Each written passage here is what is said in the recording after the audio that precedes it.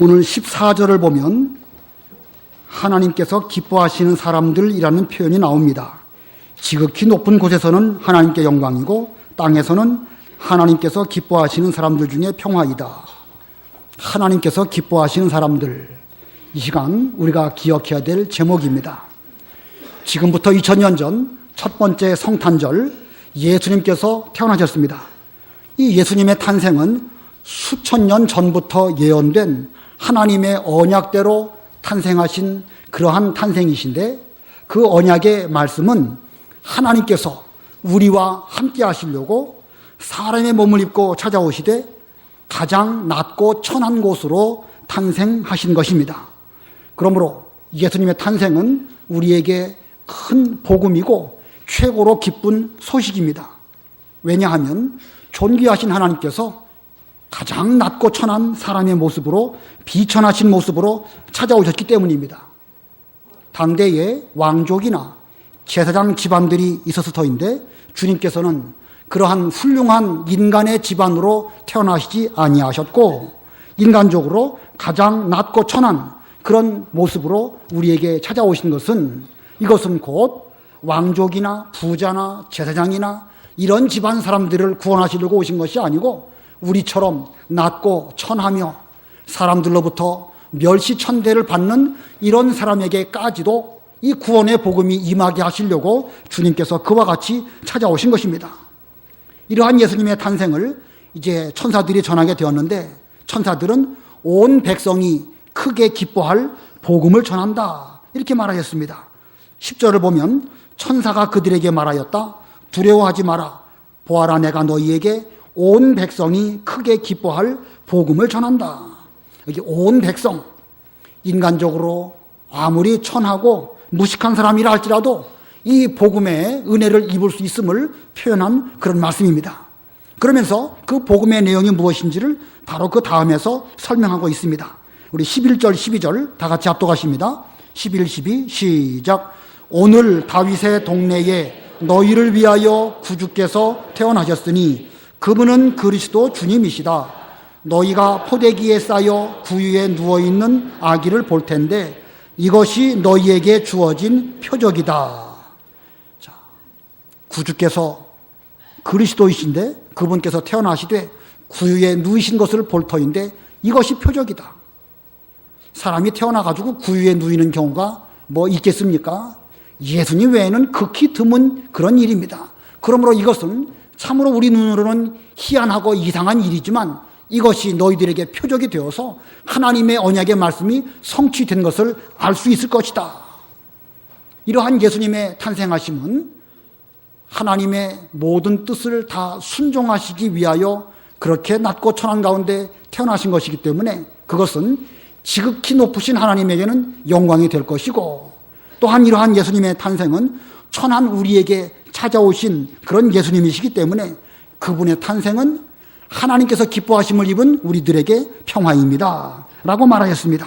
본문 13절 14절 다 같이 합독하십니다. 13, 14 시작. 그러자 갑자기 그 천사와 함께 수많은 하늘 군대가 나타나서 하나님을 찬양하며 말하였다. 지극히 높은 곳에서는 하나님께 영광이고 땅에서는 하나님께서 기뻐하시는 사람들 중에 평화이다. 자, 이 복음은 온 백성들에게 전해지는 그런 기쁨의 복음입니다. 이 복음에는 남녀노소 구별이 없고 빈부귀천이 없는 누구에게나 복음입니다. 자, 그런데 모든 사람에게 복음은 복음인데 거기에는 조건이 하나 붙습니다. 14절 하반절에 하나님께서 기뻐하시는 사람들 중에 평화이다. 하나님께서 기뻐하시는 사람들. 이 예수님의 탄생의 복음은 하나님 입장에서 볼 때에는 천하의 모든 사람들에게 미칠 큰 기쁨의 좋은 소식이요 복음입니다. 그러나 사람들 입장에서 볼 때에는 하나님께서 기뻐하심을 입은 그런 사람들에게 대해서만 적용되는 그런 복음이라는 뜻입니다. 자, 그렇다고 한다면 여러분들은 하나님께서 기뻐하시는 그런 사람에 해당되는 것일까? 우리 자신의 모습을 한번 생각해 보면서 과연 나는 하나님께서 기뻐하심을 입은 그런 사람일까? 내게도 이 복음이 과연 해당되는 이런 복음일까? 한번 생각해 보면서 오늘 본문을 통해서 하나님께서 기뻐하시는 사람은 어떤 사람인지 살펴보도록 그렇게 하겠습니다. 그래서 우리 모두들도 한 분도 빠짐없이 하나님께서 기뻐하시는 그런 분들이 다 되시기를 바라고, 또 예수님의 탄생의 복음과 밀접한 관계가 있는 여러분들이 다 되시기를 바랍니다. 자, 그러면 하나님께서 기뻐하시는 사람은 어떤 사람인가? 첫 번째, 밤에 깨어 자기 양떼를 지키는 자들입니다. 밤일지라도 깨어서 자기 양떼를 지키는 그런 사람을 하나님께서 기뻐하시고 그분들에게 이 복음이 해당되도록 하셨습니다. 본문 8절 9절 다 같이 합독하십니다. 8절 9절 시작. 그 부근에 목자들이 들에서 지내며 밤새도록 그들의 양떼를 지키고 있었는데 주님의 천사가 그들에게 나타나고 주님의 영광이 그들을 두루 비추니 그들이 몹시 두려워하였다. 예수님의 탄생에 대해서 구약 성경에는 수없이 많이 예언되었습니다. 그런데 그 예언이 언제 성취되었는가? 말라기 선지자 이후 400년 동안 어떤 선지자도 없었고 그들은 하나님의 말씀을 들을 기가 희귀한 그런 시대에 살고 있었습니다. 심지어 정치적으로는 로마 제국의 지배를 받고 있었고, 또 그들은 경제적으로 몹시 어려웠던 것은 그 로마 제국에서 세금을 작출해 가니까 경제적으로도 어렵고 정치적으로도 문제가 많고 또 여러 가지 면에서 힘든 그런 시대를 보내고 있었습니다. 어떻게 보면 이스라엘 백성 가운데에서 그때야말로 그리스도의 탄생을 가장 고대하며 기다리는 시대였습니다. 그러나 실제로 그 당대의 사람들의 신앙은 점점 무뎌져 가고 있었고, 어쩌면 그리스도의 탄생에 대해서 그들은 까마득하게 잊혀가고 있는 그런 때였는지도 모르겠습니다. 그래서 말라기 때부터 예수님 탄생까지 400년을 우리는 암흑기라고 말합니다. 이 모든 사람들이 신앙적으로 잠자며 졸며 하나님을 잊어버리고 그들의 신앙의 행위는 점점 형식적으로 변질되어져가는 이런 시대였기 때문에 그 시대를 암흑기라고 부르는 것입니다. 하지만 모든 사람들이 다 잠자며 졸고 있는 그런 때에도 깨어서 자기의 본분을 잘 지키는 그런 사람들이 있었습니다. 누가 그런 사람들이지요? 우리는 두 경우를 들 수 있는데, 먼저는 동방박사들입니다. 동방박사들 밤에도 깨어서 민수기에 기록된 하나님의 예언의 말씀을 보면서 유대인의 왕으로 태어나실 때에 하늘에 이상한 별이 나타날 것이다 라고 하는 말씀을 기억하면서 그들은 별을 쳐다보고 있었습니다. 그리고 그 별이 나타났을 때 이 말씀이 이것은 곧 성경 예언이 성취된 것을 알고 그들은 불원천리하고 유대인의 왕이신 예수님에게 경배하기 위해서 멀리서부터 찾아왔던 것입니다. 자, 그거 보면 그들은 비록 밤이라 할지라도 자기의 본분을 잘 지키면서 깨어 있었기 때문에 예수님의 탄생에 대한 복음을 듣게 되었던 것입니다. 또 한편 오늘 본문에 기록된 목자들이 또 그런 사람들입니다. 이 목자들은 단순히 들에서 양들을 지키는 그 인근의 모든 목자들을 다 가리키는 것은 아닙니다. 왜냐하면 9절에 보면 천사가 그들에게 나타나고 주님의 영광이 그들에게 두루 비추니 라고 하였습니다. 모든 목자들에게 주님의 영광이 두루 비친 것은 아니고 그 가운데 베들레헴 들에서 양을 치는 그 목자들 중에서도 밤에 깨어서 자기 양떼들을 잘 돌보고 있는 그런 사람들에게 주님의 영광이 나타나고 그들에게 빛을 비추어 주신 것입니다. 자, 이 본문의 목자들은 비록 밤일지라도 깨어서 자기 양떼들을 지키고 있었다. 그래서 그들에게 주님의 영광이 두루 비쳤고 그들을 향하여 천사들이 예수님의 탄생의 복음을 듣게 해주신 것입니다. 양치는 일이 별로 그렇게 훌륭한 일은 못 되지요. 또 밤중에 깨어서 자기 양떼들을 잘 지킨다는 것은 참으로 힘든 일입니다. 사람들은 알아주지 않지만 힘든 일일지라도 이것이 내게 주어진 본분일진데 그 본분을 보든지 안 보든지 잘 감당하는 그들에게 하나님께서는 그들을 기뻐하셔서 천사를 보내주시고 그들에게 주님의 영광을 두루 비추는 이런 은혜를 입혀주신 것입니다. 2013년 금년 성탄절에도 밤에 깨어서 자기의 본분을 잘 감당하는 사람들을 우리 하나님께서 기뻐하셔서 우리들에게도 예수님의 탄생의 큰 기쁨의 소식을 들려주셨습니다. 우리 교회적으로도 금년에 정말로 힘든 일들이 많이 있었습니다. 무엇이 힘들었는지 일일이 설명 안 드려도 여러분 스스로 잘 아실 것입니다. 여러분도 많이 힘드셨지만 저 역시도 순탄하지는 않았습니다. 하지만 하나님께서는 여러분과 제가 힘들었던 가운데에서도 깨어서 자기의 본문을 지키려고 노력한 것, 그것을 하나님께서 기뻐하셨습니다. 그래서 오늘 성탄절을 맞이하여 우리에게도 이 기쁨의 좋은 소식을 들려주시는 이런 은혜를 입게 주신 것입니다. 하나님은 우리의 수고한 거, 밤에 깨어서 자기 양떼들을 잘 돌보도록 노력한 거 하나님이 알아주십니다. 그렇다고 해서 제가 잘했습니다, 알아주셔서 감사합니다, 무슨 잘한 것을 드러내려고 이런 말을 드리는 건 아니에요. 다만 우리 모두는 부족한 중에서도 우리 교회를 지키려고 노력했고 깨어서 기도하려고 힘썼고 각각 자기의 위치에서 자기 자리를 지키려고 노력한 그 면을 놓고 볼 때에 이 면을 하나님이 기뻐하시고 우리에게도 이제 오늘 성탄절을 맞이해서 하나님의 위로가 우리에게 함께 주실 것이라고 확신하는 것입니다.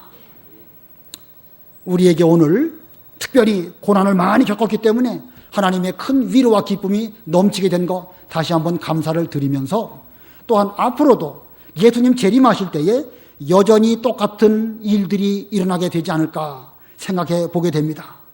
이 말씀 명심하시기 바랍니다.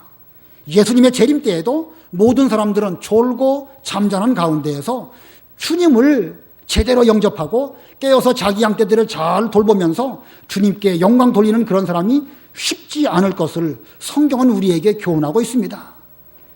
예수님께서 열처녀 비유를 말씀해 주시면서 모든 사람이 졸며 잘 때에 신랑이 오신다라고 비유적으로 말씀하셨습니다. 그리고 또 주님은 말씀하시기를 너희는 깨어있으라 라고 말씀하시면서 악한 종은 주인이 더디오리라 이렇게 생각하면서 술 친구들과 먹고 마실 때에 생각지 않은 날 알지 못하는 시각에 주인이 오신다 이렇게 말씀하고 계십니다.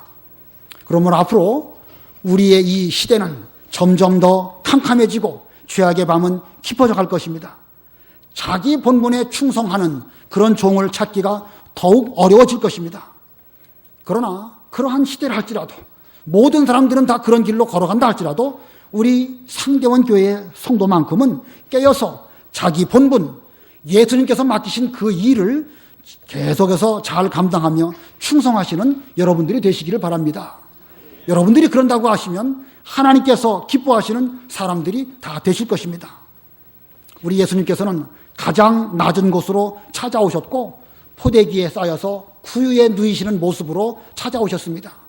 그렇다고 한다면 여러분들이 여러분의 본분을 지키면서 다른 성도들을 잘 섬기실 때에 어떤 모습으로 수고하고 어떤 모습으로 섬겨야 되는지 자명합니다. 우리 모두들도 낮은 가운데에서 다른 사람을 잘 섬기되 예수님의 모습을 본받아서 그와 같이 섬기신다고 하면 주님께서 오실 때에 우리에게도 이 큰 영광으로 함께 주시며 또 우리들도 그때 주님을 기쁨으로 영접할 수 있을 것입니다. 아무쪼록 앞으로 가면 갈수록 밤중은 더 깊어질 것이고 그런 가운데 깨어서 맡기신 본분을 잘 감당하는 일은 더욱 쉽지 않을 것입니다. 그럴지라도 여러분께서는 하나님의 교회와 성도들을 섬기는 것과 진리운동을 위하여 수고하는 이 일에 자신의 몸을 아끼지 말고 헌신하시는 여러분들이 되어서 하나님의 기뻐하심을 입는 모든 성도님들이 다 되시기를 바랍니다. 그 다음에 크게 두 번째로 어떤 사람이 하나님께서 기뻐하시는 사람들일까? 복음을 듣고 실천하는 사람들입니다. 복음을 듣고 실천하는 사람들을 하나님께서 기뻐하십니다. 천사들이 양치던 목자들에게 큰 기쁨의 소식을 전해 주었습니다. 그리스도께서 다윗의 동네 베들레헴에 태어나셨다.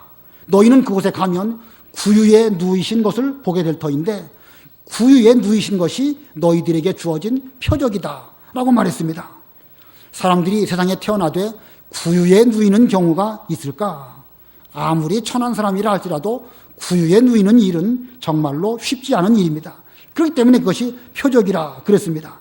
자, 이 목자들은 그리스도 주님의 탄생의 소식을 들었습니다. 그리고 그것이 복음인 줄을 그들은 깨달았고 듣고서 그 복음대로 순종하는 그들이 되었습니다. 듣고서 그 복음대로 실천하지 않는다고 하면 복음은 복음대로, 나는 나대로 아무런 상관이 없는 것입니다. 오늘 본문에 보면 이 목자들은 그 천사들의 복음을 듣고 가서 실천하였는데 세 가지를 실천하였습니다. 자, 첫 번째가 무엇인가? 급히 달려가서 예수님을 찾은 것입니다. 본문 15절, 16절 다 같이 합독하십니다. 15, 16 시작. 천사들이 그들을 떠나 하늘로 올라간 후에 목자들이 서로 말하기를 자, 베들레헴에 가서 주께서 우리에게 알려주신 이 일이 일어난 것을 봅시다 하고 그들이 급히 달려가 마리아와 요셉 그리고 구유에 누워있는 아기를 찾아서 천사들로부터 복음을 듣고 목자들은 비록 밤이었지만 급히 달려가서 베들레헴으로 갔습니다. 그들은 지금 들에서 자기 양떼들을 돌보던 목자들입니다. 양떼들을 떠나서 베들레헴 그 마구간에 가본다는 이 일은 어떻게 보면 자기 양떼들을 돌보지 못하기 때문에 어쩌면 손해를 볼 수도 있는 일입니다. 그러나 자기 양떼들을 돌보는 일, 그것보다 더 급한 것은 지금 예수님께 나아가서 주님을 만나고 경배드리는 이 일이요. 천사들이 전해준 그 복음을 확인해 보는 이 일이 더 중요한 것입니다. 우리도 본분이 중요하지만 그 본분의 근원적인 목표는 어디에 있느냐? 예수님을 만나고 예수님께 경배하는 것이 그게 목적이지 본분 자체가 목적은 아닌 것입니다. 그래서 그 목자들은 그 아기를 찾아서 그 아기에게 확인했습니다. 16절 끝에 그랬죠. 그리고 구유에 누워있는 아기를 찾아서라고 말한 것을 보면 그들이 베들레헴에 갔을 때에 예수님의 탄생하신 것을 척 만난 것은 아닐 것입니다. 아마 어느 마구간에 어느 구유에 우리 그리스도께서 누이셨을까라고 생각하면서 여기저기 찾다가 비로소 만나게 된 것입니다. 자, 이 복음을 들은 후에는 그 복음이 가르치는 대로 찾아가는 것이 중요합니다. 아무리 귀한 복음을 들었다 할지라도 듣고 잊어버린다고 하면 그것은 복음과 아무 상관이 없습니다. 동방 박사들도 별이 나타났을 때에 그 별은 곧 유대인의 왕이 탄생하신 것을 의미한다라고 알았고 그들은 그 별의 인도를 따라서 멀리서부터 그들은 예물을 준비하고 이제 예루살렘을 지나서 베들레헴까지 오게 되었습니다. 자, 그런데 그들이 예루살렘을 들렀을 때에 그 동방 박사들로 말미암아 그리스도가 탄생하였다는 소식이 온 성 사람들에게 들려지게 되었습니다. 그때 서기관들은 미가서를 보면서 그리스도가 오신다고 하면 그리스도는 유대 땅 베들레헴에 오실 것이다 라고 그들은 알려주었습니다. 얼마나 성경적으로 해박하였습니까? 그러나 그들은 이 성경을 통해서 그리스도께서 베들레헴에서 태어나신 것을 알았음에도 불구하고 그들은 실천하는 신앙을 갖지 못했습니다. 그들의 신앙은 거기까지 뿐이에요. 그때 서기관들과 그 당시에 대제사장이나 헤롯 왕들의 그 신앙은 이론에는 혹시 능통했을지 몰라도 실천하지는 못했습니다. 우리의 신앙은 이론도 아니고 지식도 아니고 철학도 아닙니다. 우리의 신앙은 실천하는 것이 신앙이고 우리의 신앙은 행동할 때에 행동으로 말미암아 하나님의 능력이 우리에게 나타나는 것입니다. 그러므로 우리도 예수님을 찾는 실천하는 신앙을 가지시기를 바랍니다. 베들레헴 마구간 낮고 천한 곳에서 우리를 위하여 탄생하신 예수님을 만나기 위해서 우리도 몸소 실천해서 낮고 천한 곳으로 찾아가야 되는 것이고 거기에 있는 성도들을 섬기며 또 그곳에서 하나님의 뜻을 이루어드리기 위해서 우리가 최선의 노력을 다 기울일 때에 제대로 우리 주님의 복음을 실천하게 될 것입니다. 자, 이 목자들이 실천한 것 두 번째, 천사가 전해준 복음을 전한 것입니다. 본문 17절부터 19절까지 다 같이 합독하십니다. 17절로 19절 시작. 그들이 보고 이 아기에 대하여 자신들이 들은 말을 그들에게 알려주니 이 말을 들은 모든 사람들은 목자들이 그들에게 전해준 말을 이상하게 여겼으나 마리아는 이 모든 말을 자신의 마음에 간직하며 새겼다. 이 목자들은 자신들이 천사를 만난 것과 천사들로부터 들은 그 복음 소식을 베들레헴에 있는 여러 사람들에게 전했습니다. 목자들이 그 복음을 전할 때에 무슨 유창한 말로 능수능란한 표현으로 유식한 말로 전한 것은 아닙니다. 다만 자기들이 직접 천사를 만났고 직접 그 천사로부터 들은 바 그것을 현실감 있게 체험적으로 복음을 그대로 전했던 것입니다. 그렇기 때문에 그 목자들의 말은 비록 유창한 말은 아닐지 몰라도 그들의 눈빛, 그들의 얼굴 표정, 그들의 몸짓에서부터 이것은 사실이구나. 듣는 사람들도 보면 척 알 수 있게 그들은 전했습니다. 잘 전하는 것이 문제가 아니라 내가 체험하고 보고 느낀 것을 그대로 전하는 것이 그게 중요합니다. 근데 그 결과는 어떻지요? 사람들은 이상하게 여겼지만 마리아는 이 모든 말을 자신의 마음에 간직하며 새겼다. 이 복음을 전할 때에 이상하게 여기는 사람도 반드시 있습니다. 뭐 희한한 일이다. 실제로 그런 일이 있을 수 있을까? 그러면 어쩌다가 그런 일이 일어났겠지. 혹시 환상으로 보았던 것이겠지 하면서 그 말을 이상하게 여기면서 받지 않은 사람도 있을 수 있습니다. 그러나 10명, 1000명이 안 받는다 할지라도 그 가운데에는 반드시 그 복음의 말씀을 마음에 새기는 사람이 있다는 사실을 우리는 기억해야 됩니다. 오늘 이 본문에 마리아는 그 모든 말을 자신의 마음에 간직하며 새겼다. 이렇게 하고 있습니다. 그러므로 우리들도 예수님 탄생의 이 복음을 우리가 듣고 체험한 대로 또한 나가서 전해야 됩니다. 단지 입으로만 전하지 말고 이 예수님의 탄생을 진짜로 우리가 예수님을 만나고 천사의 소식을 체험하면서 그리고 그 복음을 전해야 될 것입니다. 물론 그렇다고 해서 무슨 신비적으로 이상한 것을 보고 그리고 그 체험을 말하는 그런 의미는 아니에요. 우리가 스스로 확실히 깨달은 진리를 영적 체험 속에서 다른 사람들에게 전할 때에 비록 우리가 유창한 말로는 말을 잘하진 못한다 할지라도 듣는 사람들이 이 사람이 믿는 것이 진짜구나.